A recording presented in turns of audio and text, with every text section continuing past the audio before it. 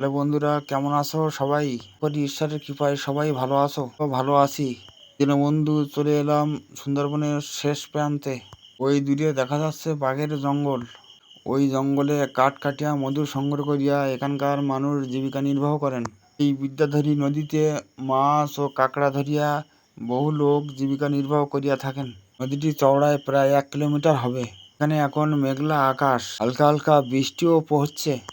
আর এই জঙ্গলে কাঠ ও মধু সংগ্রহ করতে গিয়া বহু মানুষ প্রাণও হারিয়েছেন।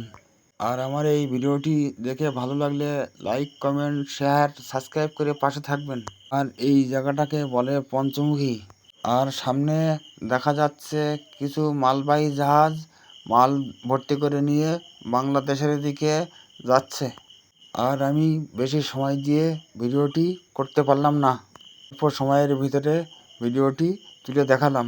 আমার এই ভিডিওটি দেখে ভালো লাগলে কমেন্টে জানাবেন কেমন হয়েছে। আমি ঈশ্বরের কাছে কামনা করি সবাই ভালো থাকুন।